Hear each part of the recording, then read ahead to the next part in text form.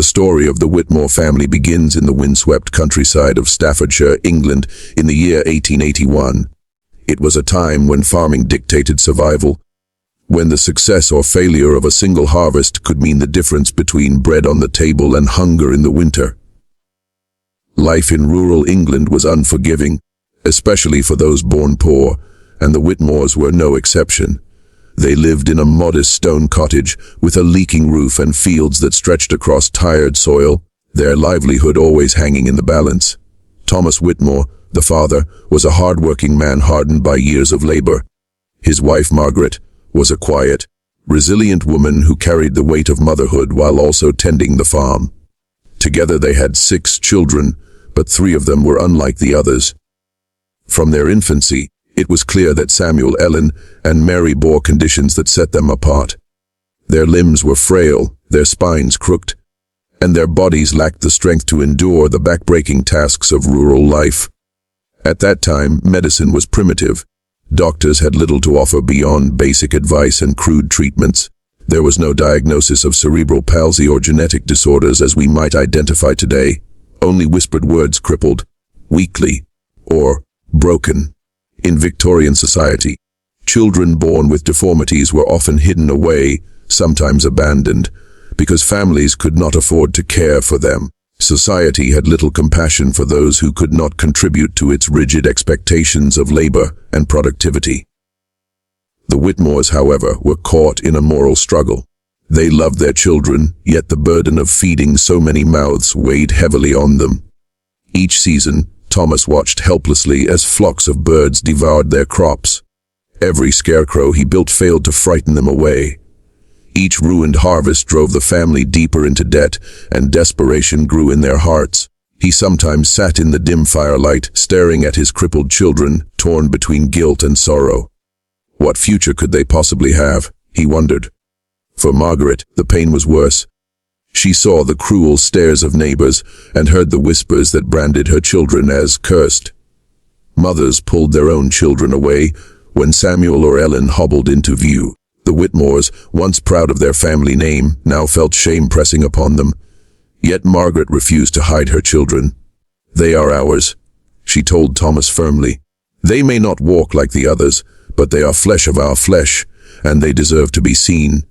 Still, love alone could not fill empty stomachs. Poverty forced Thomas into a mindset of survival. The harvest of 1881 was especially harsh. Storms ruined a portion of their crops, and birds descended to feast on what remained. The family faced the prospect of winter with little grain, few coins, and almost no hope. Thomas felt the weight of failure pressing on his chest. One evening, after chasing birds with Samuel by his side, he noticed something peculiar when Samuel sat in the field. With his awkward posture and frail movements, the crows kept their distance. The thought struck him like lightning. His crippled children, who could not plow or sow, might still serve a role in the survival of the family.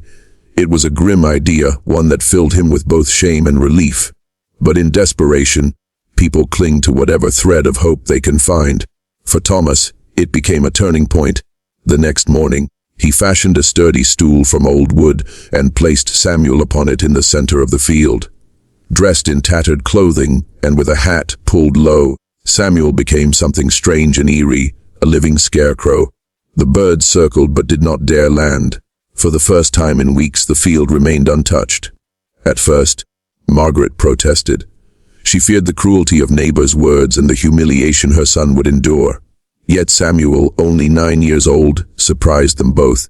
With a small smile, he said, "If this helps us eat, then let me do it. I cannot walk like the others, but I can still stand in my way." His words silenced them. They saw not a crippled child, but a boy who longed for purpose. Soon, Ellen and Mary joined their brother. Each was positioned in different parts of the field, perched on stools or propped against sticks. From a distance they resembled strange, lifelike figures, their frail movements startling the crows more effectively than any straw-stuffed dummy. To outsiders it looked cruel, children used as tools in the fields, but to the Whitmores it was something different. For the first time, their disabled children were not hidden, not shamed, not useless. They were defenders of the family's survival. Yet the beginning was not without pain. Villagers laughed and called them the Scarecrow children. Passing travelers mocked them, tossing insults. But Samuel, Ellen, and Mary held their heads high. They endured the ridicule with quiet dignity because in their hearts, they knew their place in the family had changed. They were no longer burdens. They were protectors of the harvest, guardians of survival. The harsh beginning of the Whitmore children's story is not just one of cruelty. It is one of transformation. Out of poverty and desperation was born a strange kind of purpose. Where the world saw deformity, the Whitmores began to see strength. Where neighbors saw humiliation, the children discovered pride. It is easy to judge their father's decision with modern eyes, but in that moment, in that year of hunger, it was an act of survival. And in a twist of fate, it gave the children something priceless, a sense of belonging in a world that had tried to cast them aside.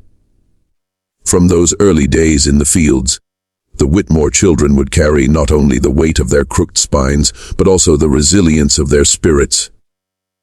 Their beginning was harsh, but it laid the foundation for a legacy that would one day inspire others, the lesson that even in brokenness, there is purpose, even in weakness, there is strength. The turning point for the Whitmore family came in the summer of 1881, when the crows descended upon their meager fields with merciless hunger. Each day, Thomas Whitmore watched as black wings swarmed the crops, stripping away the family's only chance of survival. Ordinary scarecrows, rough bundles of straw tied together in men's clothes, had long since lost their effect. The birds grew bold, perching on the very dummies meant to frighten them. Every ruined ear of corn, every stolen seed of grain, weighed heavily on Thomas's heart. One evening, exhausted after a long day of chasing crows with nothing but a stick, Thomas collapsed against a fence. Beside him sat Samuel, his eldest crippled son. Samuel's legs were too weak to carry him far, his gait uneven and painful. As they sat there, Thomas noticed something unusual. The crows that had been swooping so fearlessly earlier were now keeping their distance. They circled high, uneasy, as though the boy's mere presence unsettled them. It was then that the desperate idea took shape in Thomas's mind. If Samuel could scare away the birds simply by being there, then perhaps his son could succeed where straw and rags had failed. It was a thought both shocking and shameful, yet the longer Thomas considered it, the more it seemed like an answer to their troubles. The next morning, with a heavy heart, Thomas built a makeshift stool out of rough wood. He carried it into the middle of the field and asked Samuel to sit upon it. To soften the humiliation, he dressed the boy in his oldest work shirt, frayed at the cuffs, and placed a wide-brimmed hat upon his head. At a distance, he looked like a strange figure looming above the crops, half boy, half scarecrow. The effect was immediate. The crows, suspicious of the odd figure with its crooked posture and faint movements, dared not approach the field. For the first time in weeks, the grain remained untouched. At first, Margaret wept when she saw her son perched in the field like a figure for display. "You will shame the boy," she cried. "He is a child, not a tool." But Samuel, only 9 years old, surprised them both with his response. "Let me do it, mother," he said quietly. "If I cannot work like the others, at least I can do this. I don't want to be useless." It was this spirit, fragile yet determined, that changed everything. Samuel's willingness turned what could have been a cruel act into a shared sacrifice. He was not being punished, he was choosing to help in the only way he could. And though his father's heart ached with guilt, he realized that for the first time, Samuel felt pride in his contribution. Soon after, Ellen and Mary, Samuel's younger sisters who also suffered from weak limbs and twisted spines, begged to join him. Each was stationed at different parts of the field, perched on stools or supported by wooden posts. Dressed in ragged clothes and straw-filled hats, they looked like eerie sentinels scattered across the land. Their strange figures, barely moving but alive enough to unsettle, proved far more effective than any lifeless scarecrow. The sight unsettled the neighbors. Passing travelers stared in disbelief. Whispers spread quickly through the village. "The Whitmores are using their crippled children as scarecrows." Some muttered, "Cruelty." Others spat. Some even laughed, mocking the children with cruel nicknames. But despite the scorn, The Whitmore fields flourished while others continued to lose crops. The invention was cruel in appearance, but its reality was more complex. For the Whitmore children, it was not simply about sitting in a field, it was about belonging. Before this, they had been pitied, whispered about, treated as burdens. Now, they had a role in the family's survival.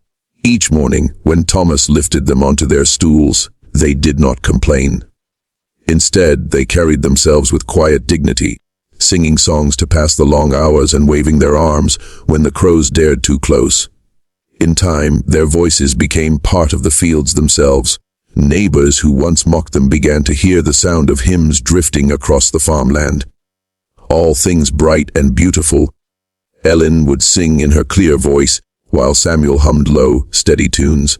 Travelers paused to listen, torn between sadness and admiration. The living Scarecrows had turned their humiliation into something hauntingly beautiful. But the invention also tested the family spirit. The children endured harsh weather, sun that burned their skin, rain that soaked them to the bone. Margaret did her best to shield them, sewing makeshift cloaks and carrying warm broth to the fields. At night, she rubbed their aching limbs and prayed for forgiveness. Yet when she asked if they wanted to stop, the children always shook their heads. "No, Mother," Mary whispered once. "The birds are afraid of us, but we are not afraid of them. We're strong here." The cruel invention had given them something that society had tried to deny: purpose. In a world that saw only weakness, they had found a way to stand tall, if not on their legs, then in their resolve. Over time, the Whitmore fields became known across Staffordshire. Farmers came to see the strange sight for themselves. Some left with disgust, others with awe. Journalists, always eager for unusual stories, began writing short pieces about the Whitmore Scarecrows. What began as ridicule slowly transformed into fascination. People argued whether it was cruelty or courage, shame or strength, but inside the Whitmore family, the truth was simpler. It was survival, and in their own quiet way, the children transformed cruelty into resilience. They were mocked for their appearance, but their songs carried hope. They were jeered at for being crippled, but they stood as guardians of the harvest. The cruel invention, born out of desperation, became more than a tool against crows. It became a symbol that even in brokenness, one can rise with dignity. For the Whitmore children, being scarecrows was not the end of their story. It was the beginning of their strength. When the Whitmore children first took their place in the fields, there was silence. Samuel sat stiffly on his stool, his legs dangling awkwardly, his hands gripping the rough wood to steady himself. Ellen and Mary, propped on posts at different corners of the farmland, shifted uncomfortably under the weight of their ragged clothes and straw-filled hats. The birds kept away, but the air around the children was heavy with humiliation. They could hear the distant laughter of neighbors, the whispers of passers-by, and the cruel names tossed their way: cripples, living scarecrows, monsters. In the early days, their spirits nearly broke under the weight of ridicule. Samuel, the eldest, tried to stay strong, but even he sometimes lowered his head, ashamed of the eyes that stared at him from the road. Ellen wept quietly, asking her mother at night why God had made her different. Mary, the youngest, refused to speak for days after being mocked by a group of boys who passed by throwing stones at her feet. And yet, in the midst of their suffering, something remarkable began to grow. One warm afternoon, as Samuel sat in the field with the sun high above him, he began to hum. At first, it was only to himself, a low, steady sound to break the monotony of long hours. The birds, startled by the strange vibration of his voice, fluttered away from the crops. Samuel realized that his humming not only eased his loneliness, but also strengthened his role as guardian of the fields. Ellen, hearing her brother's humming from across the rows, decided to join in. She began singing softly, her thin voice carrying words of a hymn their mother had taught them. All things bright and beautiful, all creatures great and small. The melody drifted through the air, strange and haunting when sung by a child dressed like a scarecrow, but undeniably beautiful. Mary, timid at first, eventually found courage too. Her voice, higher and lighter, wove through Ellen's song until the fields were filled with harmony. Together, the three voices rose and fell with the wind, chasing away not only the crows but also the silence that had weighed upon their hearts. What began as a whisper became a daily ritual. Each morning, when Thomas carried them to their posts, the children sang, sometimes hymns, sometimes folk songs their mother remembered from her youth, and sometimes wordless tunes that rose straight from their imaginations. Their voices, fragile but steady, became part of the rhythm of farm life. At first, neighbors ridiculed them even more. Not only scarecrows, but singing scarecrows now.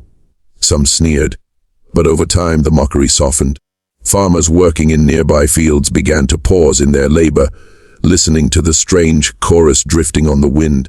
Travelers on the road slowed their horses to hear the children's songs. There was sorrow in their voices, yes, but also something defiant, an insistence that they would not be silenced by shame. The children, once humiliated, discovered that their voices were weapons. Every time they sang, they declared, "We are still here. We are still part of this world. We will not disappear into silence just because our bodies are broken." For Samuel, the singing became a kind of leadership. He carried the melody with strength, encouraging his sisters to join even on days when they were tired or discouraged. Ellen, though often shy, found confidence in her voice, realizing that people who once turned away now stopped to listen. Mary, the youngest, grew bolder, her laughter sometimes slipping into their songs, transforming them into playful echoes across the field. Music gave them something they had never possessed before: control. They could not control their bodies, but they could control their voices. They could not walk or run like other children, but they could lift their songs higher than anyone could reach. In their singing, they found freedom. Soon their voices reached further than their small farm. A parish priest who once condemned the Whitmores for exposing their children now walked the fields in silence, listening to the hymns. He later confessed to Margaret that their songs moved him more deeply than any choir he had ever heard. A traveling journalist, passing through Staffordshire, wrote an article describing the singing scarecrows as both eerie and inspiring. His words spread the story beyond the village, painting the Whitmore children not as objects of cruelty, but as symbols of resilience. For the children themselves, singing became more than a performance. It was survival. On hot days, when the sun burned their skin, they sang to distract themselves from the heat. On cold mornings, when frost clung to their clothes, their songs warmed their spirits. Even when hunger gnawed at their bellies, their voices filled the emptiness with strength. In time, the villagers who once mocked them began to see them differently. Mothers bringing water to the fields lingered to listen. Children who had once laughed began to hum the same tunes as they walked to school. Though ridicule never fully disappeared, respect slowly replaced cruelty. The Whitmore children had turned their humiliation into harmony, their pain into purpose. The most profound change, however, was within the family. At night, as Margaret gathered her children by the hearth, she noticed the light in their eyes. They no longer spoke of shame or worthlessness. Instead, they spoke of their songs, of how far their voices carried, of how they scared away not only crows but also despair. Thomas, once racked with guilt for making them live as scarecrows, found comfort in the pride his children now carried. The children's voices became the soul of the Whitmore family. They reminded everyone who heard them that dignity does not depend on physical strength, but on the courage to stand, or sit, in the face of mockery and still sing.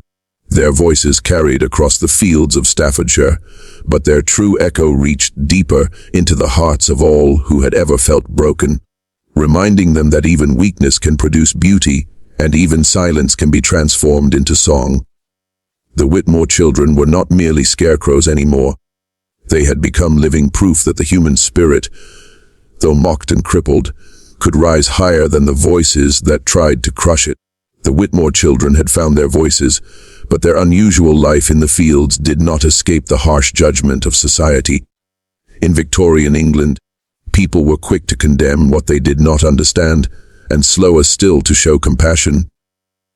To the Whitmore's neighbors and local officials, the sight of 3 crippled children propped up in ragged clothes, singing among the crops, was something disturbing, something that demanded scrutiny. At first, it was whispers carried through the village. Women at the market muttered behind their baskets, shaking their heads. Men in the tavern chuckled cruelly about the living scarecrows, making jokes at the family's expense.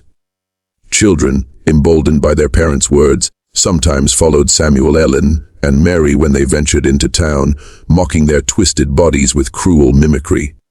For a time, the Whitmores tried to ignore it, but the gossip grew sharper, turning from idle chatter into accusations. Some claimed Thomas Whitmore was exploiting his children for labor, treating them as tools rather than human beings. Others said it was proof that the family was cursed, that their misfortunes were punishment for sins hidden in their past. The weight of these judgments pressed heavily on Margaret. Each time she entered the village for flour or salt, she felt the eyes of neighbors upon her, as though she carried shame like a cloak. Yet when she returned home and saw her children singing proudly in the fields, she held her head higher, clinging to the belief that what they were doing was not cruelty, but survival. One Sunday, the local priest, Father Gregory, came to the Whitmore home. He was a stern man with narrow eyes, respected in the parish for his rigid sermons. Sitting at their small wooden table, he confronted Thomas and Margaret directly. "It is not right," he declared. "Children should not be exposed to ridicule. Better to keep them inside, away from the cruelty of men, than to parade them in the fields like broken puppets. You shame not only your family but God himself." Margaret's eyes filled with tears, but Thomas remained silent for a long moment before answering. His voice was low, steady, carrying the weight of a father's love and desperation. "Tell me, Father, what future would you have for them? To lock them away, hidden, forgotten? To treat them as less than human? Out there in the fields they have purpose. Out there, they matter." The priest left unconvinced, but his words lingered in the air. For days afterward, Thomas wondered if he was wrong. Was he cruel to let his children be mocked, or was society the cruel one for refusing to see their worth? Not long after, a pair of officials from the local parish council arrived. They had received complaints from villagers who accused the Whitmores of mistreatment. The men walked the fields, observing Samuel perched on his stool, Ellen propped by her post, Mary singing softly to herself. To their cold eyes it looked like exploitation. "You cannot keep them out here like this," one official scolded. "They are not scarecrows. They are children. You risk their health, their dignity." Thomas clenched his fists but answered calmly, "And what would you have me do? Hide them inside, so you need not see them. At least here, they are part of this farm. They work as best they can, and they do it with pride." The officials left with warnings, but no action. Perhaps they saw the truth in the children's bright eyes, or perhaps they knew the law offered little for families like the Whitmores. Either way, the family remained under watch, caught between survival and society's condemnation. What shocked the villagers most, however, was the children's response. Instead of shrinking under the weight of mockery, they embraced their strange role. They sang louder when people gathered at the edges of the field to sneer. They waved cheerfully at travelers, even when mocked. Samuel, though crippled, lifted his chin with pride each time someone called him a scarecrow. "We are not scarecrows," Ellen once told a group of children who taunted her from the road. "We are singers of the fields. What do you do to help your family?" Her words silenced them more effectively than any adult could have. Through their voices and courage, the children began to turn ridicule into respect. Neighbors who once laughed now lingered to listen. Farmers, struggling with their own failing crops, admitted quietly that the Whitmores' invention, strange though it was, had merit. Slowly, society's cruelty began to shift, not into full acceptance, but into reluctant admiration. Inside their small cottage, the Whitmores drew strength from one another. Margaret comforted her children with stories of saints and heroes who had endured suffering with courage. Thomas, though often tormented by guilt, praised his children for their resilience. At night, as the fire crackled low, the family sang together songs of hope, hymns of faith, ballads of old England. Their voices, united, drowned out the cruelty of the world outside. The struggles with society never fully disappeared. There were always whispers, always stares, always those who chose to see only deformity instead of dignity. But through it all, The Whitmore children stood taller, not in body but in spirit. They proved that society's judgment, no matter how harsh, could not define their worth. The Whitmores' battle with society reveals a truth that still matters today. People often fear or mock what they do not understand. But strength is found in refusing to be defined by the cruelty of others. For the Whitmore children, every jeer was an opportunity to sing louder. Every accusation was met with quiet dignity, and every cruel whisper in the village only strengthened their bond as a family. Their struggle teaches us that society may not always accept those who are different, but difference itself can become a source of power. The Whitmores remind us that true dignity does not come from the approval of others. It comes from within, from knowing your worth and standing firm against ridicule. The Whitmore family story did not end with the ridicule of neighbors or the harsh judgments of priests and officials. Instead, it began to transform into something far greater, a legacy that stretched beyond their small cottage and poor fields in Staffordshire. Though the children were born crippled, and though they had been forced into the strange role of living scarecrows, what they left behind was not a tale of pity, but of resilience, dignity, and unexpected influence. At first, the Whitmore children were the subject of cruel gossip and laughter. Farmers called them monsters, while townsfolk muttered about curses and sin. But as seasons passed, the memory of their songs carried farther than the echoes of ridicule. Travelers spoke of a strange farm where crippled children sang like angels in the fields, keeping birds away better than any tool or contraption. Even when their names were mocked, people remembered the music. Slowly, mockery turned into memory, an impression that lingered long after the cruel jokes were forgotten. Their resilience had begun its transformation. The children's voices became the heart of their legacy. Neighbors who once avoided the farm began to walk deliberately past it, just to hear the songs drifting over the hedgerows. Some admitted, in whispers, that the sound gave them courage during their own hardships. For widows who worked the fields alone, the children's hymns were like prayers carried on the wind.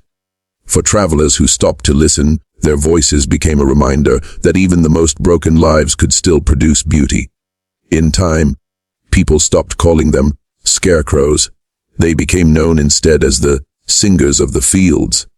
This change in name marked a profound shift. Society no longer saw only their deformities, but also their contribution, the joy and strength they gave through song. Beyond their singing, the Whitmores' way of living also became part of their legacy. They endured poverty, ridicule, and judgment, yet they faced it together. Margaret's compassion for her children, Thomas's determination to give them purpose, and the children's courage to sing in the face of mockery. All of it became a model for perseverance. Neighbors who once condemned them began to rethink their own hardships. A farmer struggling with debt might pass by the Whitmore fields and think, if those children can sing in their suffering, perhaps I can face my burdens too. The Whitmores never set out to inspire anyone, but simply by surviving with dignity, they did. As the years passed, younger children in the village began to look at Samuel, Ellen, and Mary differently. Instead of mocking them, they grew curious. Some even sat near the edge of the field, listening to their songs, asking them questions, learning hymns by heart. For these children, the Whitmores were no longer figures of ridicule. They were teachers of courage. The transformation of the legacy began with this younger generation, who grew up telling a different story than their parents had, not of crippled scarecrows, but of brave children who sang louder than their suffering. The Whitmore story did not remain confined to Staffordshire. A journalist who had once stopped at the farm wrote an article describing the singing children of the fields. His words painted them not as grotesque curiosities, but as symbols of resilience. Though many dismissed it as sentimental exaggeration, others were moved by the account. Over time, their story became a quiet legend, a reminder that human worth cannot be measured by physical ability. Long after the Whitmores themselves faded from the records, their story continued to circulate in whispers, inspiring people in ways they could never have imagined. What makes the Whitmore story remarkable is not simply that they endured hardship, but how they transformed it. They did not allow society's scorn to define them. Instead, they found dignity in their voices, purpose in their fields, and unity in their family. Their legacy is not about exploitation, but about resilience. Not about cruelty, but about the transformation of pain into beauty. They showed that even when the world strips away opportunity, even when bodies are broken, the spirit can still rise above. Generations later, when the Whitmore farm no longer existed and the children's names had been lost to history, their story remained in fragments of memory. Folk tales told by villagers, sermons preached by priests, and anecdotes written in journals. In each version, the same truth emerged: the Whitmore children taught people that suffering does not mean silence. Their songs became metaphors for endurance. Their courage became symbols of defiance. Their legacy transformed from shame to strength, reminding others that no matter how cruel society may be, it cannot extinguish the human spirit when it chooses to rise. Even today, the Whitmore's story resonates with anyone who feels broken, mocked, or cast aside. Their transformation proves that dignity is not given by society. It is claimed by those who refuse to surrender to cruelty. The children's voices, once fragile and ridiculed, became eternal echoes of resilience. The Whitmores left no wealth, no grand estate, no lasting records in history books. Yet their legacy transformed the way people remembered them. They turned humiliation into harmony, rejection into resilience, and suffering into song. And in doing so, they carved a place in memory that outlasted both the ridicule of their time and the silence of their deaths.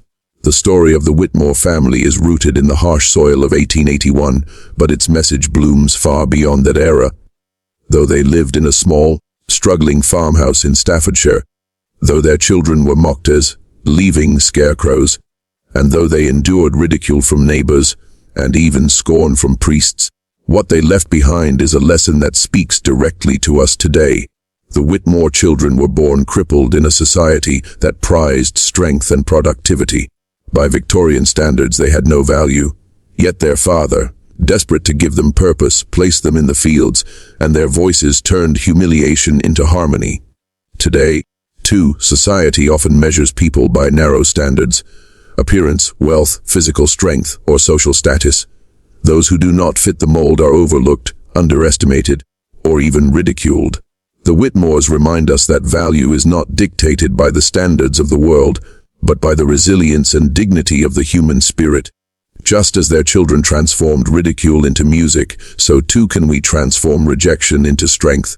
The Whitmore children could not walk freely or labor as other children did, yet their very limitation became their source of influence. Their voices carried further than their frail bodies ever could. Their songs not only scared away crows, but also reached the hearts of those who listened. This truth is universal. What we often see as weakness can become a hidden strength. A person born with disability may develop extraordinary compassion. Someone who suffers poverty may learn endurance that wealth cannot buy. Every hardship carries within it the seed of unexpected power, if we are willing to nurture it, as the Whitmores did. The Whitmores lived under constant scrutiny.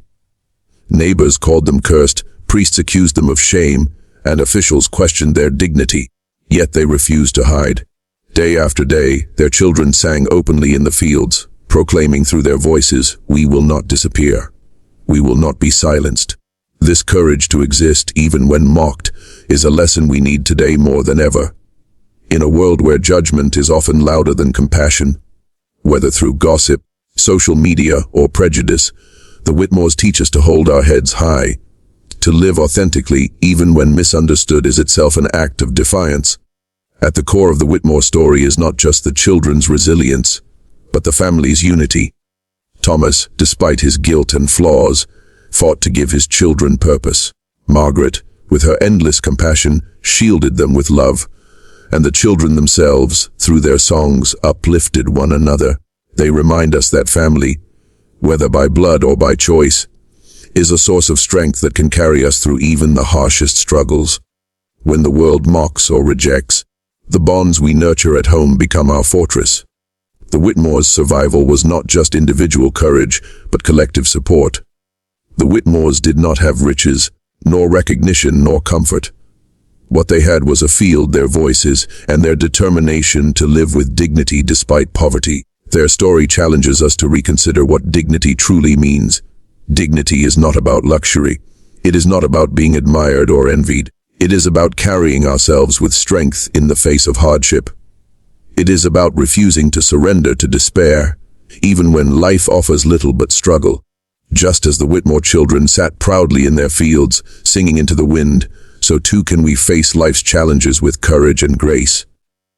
For anyone who feels broken, forgotten, or mocked, the Whitmore story is a beacon. It whispers you are not worthless. You are not defined by what others call you. Your life has meaning, even if the world cannot see it. This lesson resonates especially today, when so many people struggle with invisibility. Whether through disability, poverty, or social rejection, the Whitmores prove that even those cast aside by society can become symbols of endurance, leaving behind legacies far greater than those who once mocked them. Perhaps the greatest lesson is this: pain itself can be transformed into purpose. The Whitmores' suffering was undeniable, yet they chose not to be consumed by it. Their songs were not merely survival. They were a statement, a way to reclaim dignity from humiliation. For us too, pain can be a foundation for growth. Loss can teach compassion. Struggle can forge strength. Hardship can reveal resilience we never knew we had. Like the Whitmores, we are not defined by what we endure, but by what we make of it. Though the Whitmores are long gone, their lesson lives on. Each time we face ridicule, rejection, or hardship, we can remember their voices singing across the fields of Staffordshire. We can hear their defiance in every note, their resilience in every melody. Their song tells us that the human spirit, no matter how broken, can rise higher than the cruelty of the world. Their legacy is not just a story from 1881. It is a call to us, here and now, to live with dignity, to find strength in weakness, to transform pain into song. The Whitmore family did not choose their fate. They were poor, crippled, and mocked. Yet what they chose, day after day, was to live with courage. That choice transformed their story from tragedy into triumph. The lesson for us today is clear. Life will bring suffering, and society will sometimes be cruel. But we have the power to choose how we respond.